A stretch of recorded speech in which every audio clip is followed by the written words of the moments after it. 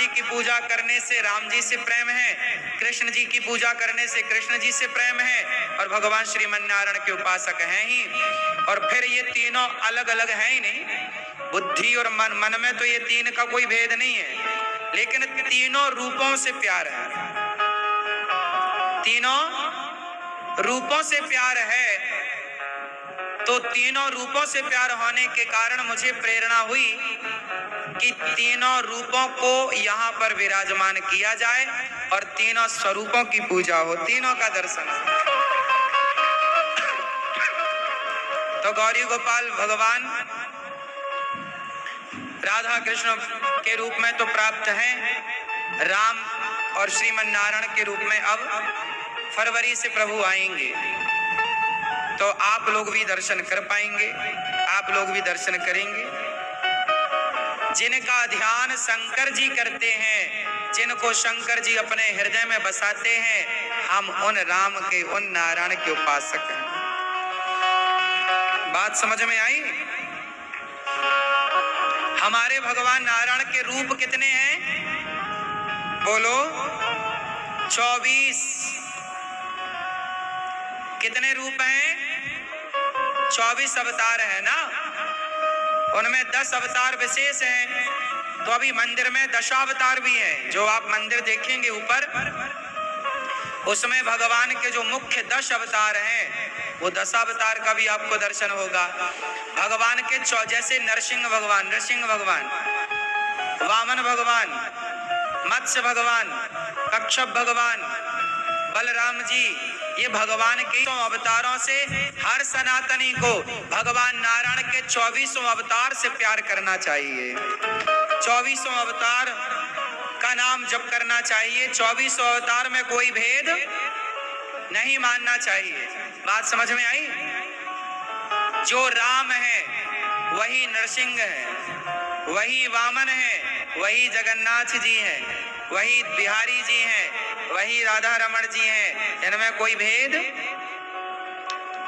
ये तो देखो, अब आप कहोगे जब भगवान एक है तो रूप अनेक क्यों? अरे जाकी रही भावना जैसी, जिसने जिस भाव से प्रभु को भजा, भगवान उस भक्त के लिए उस रूप में प्रकट हो जाते हैं। हाँ या ना? हमारे सनातन धर्म में तो भगवान जगन्नाथ जी भी विराजे, जगन्नाथ जी का ये रूप है। ये किनका रूप है? ये जगन्नाथ जी का रूप है। ये भी हमारे भगवान श्री कृष्ण ही जगन्नाथ जी हैं। इनकी कथा कई बार हमने आपको सुनाई भी है। तो जगन्नाथ इस रूप में, ये रूप भी आपको प्यार। अब आप कहो नहीं हम तो राम के उपासक हैं, हम जगन्नाथ जी की पूजा नहीं करेंगे, ऐसा करने से अपराध हो जाएगा, क्योंकि राम और जगन्नाथ जो जगत के नाथ हैं, उन्हीं का नाम जगन्नाथ है। तो जगन्नाथ भगवान इस रूप में है। तो आप ये नहीं कह सकते कि मैं राम का उपासक हूं तो मैं जगन्नाथ जी की पूजा नहीं करूंगा। अरे राम ही क्या बने?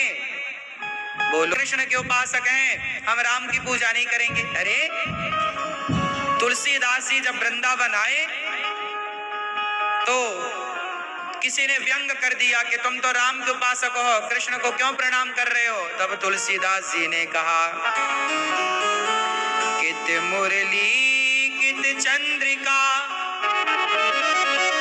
कित गोपियन के साथ, अपने जन के कारण श्री कृष्ण भय रघुनाथ।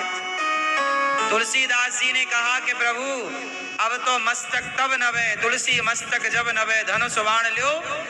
तब भगवान श्री कृष्ण को कहा कि ये व्यंग कर रहे हैं, मैं तो भेद नहीं मानता राम में कृष्ण में, पर ये कह रहे हैं कि आप तो राम के उपासक हो तो कृष्ण को प्रणाम क्यों कर रहे हो?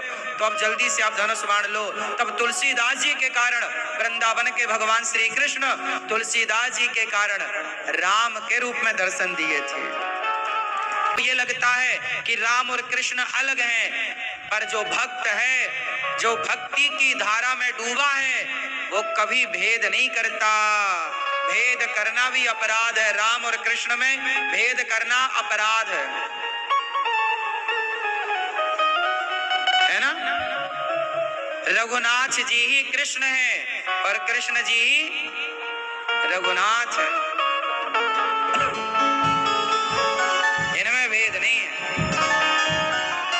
और आपको एक बात और बताऊं कि जब राम का अवतार हुआ तो राम अवतार होने के पहले राम क्या थे?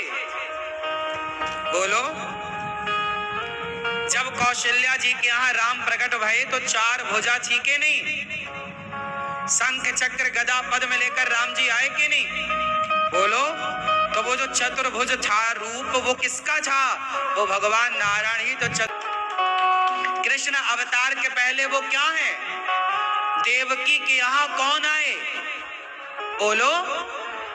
नारायण ही कृष्ण बनकर आए। यशोदा के यहाँ कौन आए? नारायण ही।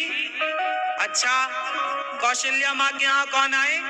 दशरथ जी के यहाँ कौन आए? राम, नारायण ही राम बन करके आए। बात समझ में आई? शास्त्रों में ये सब कुछ स्पष्ट लिखा है। भगवान कृष्ण को हरि भी कहा गया है, हरि शब्द से संबोधित किया गया, विष्णु शब्द से भी संबोधित किया गया और नारायण भी कहा गया। लिखा है ना सब कुछ। इसलिए नारायण, हरि और विष्णु और कृष्ण और राम, इनमें कोई अंतर।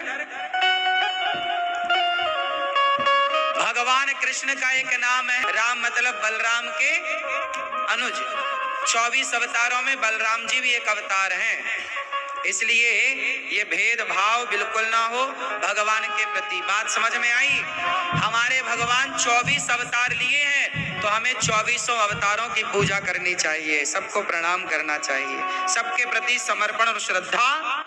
जैसे हमारे 12 ज्योतिर्लिंग हैं, जैसे हमारे, बोलो, 12 ज्योतिर्लिंग हैं, तो क्या शंकर जी 12 हैं? बोलो। एक ही शंकर जी 12 मतलब 12 स्थानों पर 12 ज्योतिर्लिंगों के रूप में विराजे हैं। बोलो हाँ। उसी तरह देवी हमारी वामन रूपों में विराजी है। वामन शक्ति पीठ है, 51 भारत में है। कितनी शक्ति पीठ है? वामन 52। पर जगह पर वामन नाम से, वामन रूपों से एक ही विराजी है। वामन शक्तिपीठ, 12 ज्योतिर्लिंग और भगवान श्रीमन नारायण के 24 अवतार। ये है सनातन। बात समझ में आई कि नहीं आई? क्या समझी हो माँ? कितने भगवान हैं? क्या नाम है? बोलो। भगवान श्रीमन नारायण ही अनेक रूपों में आपको दिखाई पड़ रहे हैं।